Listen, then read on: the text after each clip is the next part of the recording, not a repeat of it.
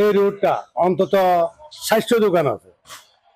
বারবার আমার এই রোডটা মাপে কাজ হয় না, বারবার মাপে আজকে ৩৭ বছর দেখিয়েতে আমার এই রোডটা হইতেছে না।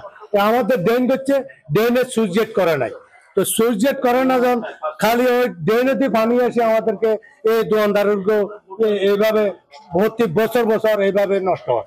এখান থেকে গাইডওয়াল ভাঙছে, গাইডওয়াল আরো নিম্নে তিনাতোষ করার দরকার ছিল। এখান থেকে গাইডওয়াল ভাঙে একটা দোকানে মালামাল বাঁচাইতে পারে না। আমাদের দাবি হলো এটা আমাদের ড্রেনটা সুইচ গেট করে দাও বা আমাদের রোডটা করে দাও।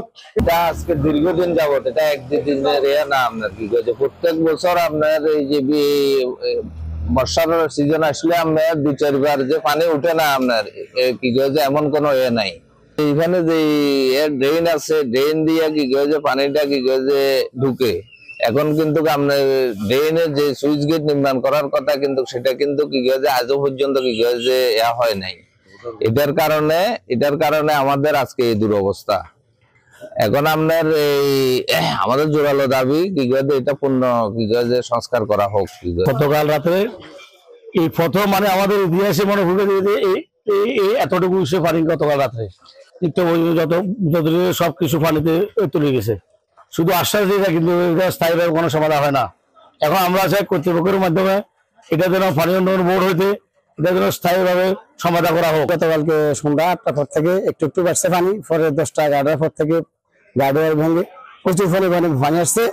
প্রায় আমাদের এখানে মেন রোডে প্রায় ৩ ফুট ৩.৫ ফুট, আমার দোকানের সামনে এখানে রোডে প্রায় ৬ থেকে ৭ ফিট পর্যন্ত পানি হয়েছে, কিন্তু দোকানে ফানি ঢুকছে প্রায় ৭ থেকে ৮ ফিট পর্যন্ত।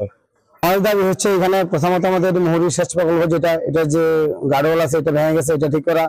তারপরে যে মনে করেন যে মুহুরী সেচের যে নদীর যে সোজাগরণ এটা ঠিক করা, এবং আমাদের যে রাস্তাটা এটা অনেক ঢালু নিচু, রাস্তাটা যাতে আরো উঁচু করা হয়, ড্রেনের সাথে অ্যাডজাস্ট করে, তাহলে আমার দোকানদাররা অনেক উপকার হবে।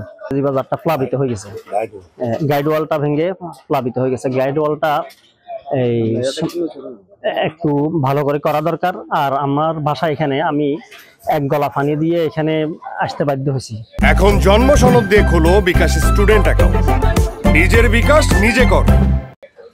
আমরা এখন সবাই বিপদগ্রস্ত, আমাদের দোকানদাররা সবাই বিপদগ্রস্ত, সবাই অনেক ক্ষতিগ্রস্ত হয়েছে।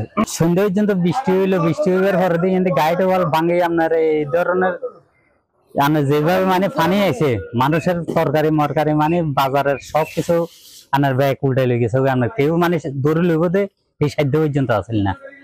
ঘরের ভিতরে রয়েছে এক বুক, তাহলে এবার দূরে বলতে হয়েছে একজনের জিনিস কোথায় তো কোথায় আজ এসে নিয়ে গেছে, আর একটু টানি নিয়ে গেছে। আমাদেরকে কিভাবে মুহুরীর প্রকল্পটা সুন্দর মতো ট্যাগব্যাক সিধা করে দিই, আমাদের জীবন রক্ষা করা যায়, বাজারের উন্নয়ন করা যায়, এই ব্যবস্থা নয়তো বা অন্য কোনো ব্যবস্থা করক, আমরা থাকতে ইচ্ছুক ন। প্রতি বছর ২৭টা বার কিভাবে আমরা এইভাবে দোকানদাররা জীবন দিয়ে শেষ করুন। সুট গেট দিছে, ও গেটটা কোনো কাজে আসে না, ওটার নিচের দিকে বালু মারি, তো সবগুলো উড়াই তলায় ২০ ফুট তলায় ভিতর দিয়ে পানি ঢুকছে। আর বর্ষা মৌসুমে ভারতের পানির প্রবল চাপে প্রত্যেকবারে আমাদের এই ফুলগাজী বাজারে ব্যবসায়ীরাও ক্ষতিগ্রস্ত হয়। পানি উন্নয়ন বোর্ডে যে সুইচ গেট আছে, সেই সুইচ গেটটি অকেজু, এটার ভিতর দিয়ে পানি ঢুকে। আমি এক্সিন মহোদয়ের সাথে কথা বলেছি, উনি গত পরশু আমি ওনার সাথে কথা বলেছি, এটা সংস্কার করে এটা ঝুঁকিপূর্ণ, এখানে পানি আসতে পানি ঢুকে, আর যে পানিগুলো বৃষ্টিতে বাজার থেকে জমা হয় সেগুলো গিয়ে ওখানে আটকে যায়। বাজারে বৃষ্টি হওয়ার পরও বাজারে একটা পানি জমার সৃষ্টি হয়। এলাকার শ্রীপুর, গনিয়ামোড়া, দৌলতপুর, বড়ইয়া এইসব গ্রামগুলোতে ভাঙ্গন সৃষ্টি হয়। অনেক মানুষ আসলে ক্ষতিগ্রস্ত হয়ে যায়। যে প্রকল্প ৮৩৫ কোটি টাকার, যে সেই প্রকল্পটি আগামী কিছুদিনের ভিতরে এটা নাকি পাশ হওয়ার পরে আমাদের মুহুরী কৌয়ার এই প্রজেক্টটি কাজ শুরু হয়ে গেলে আমাদের এই সমস্যাটা সামনের দিকে হবে না।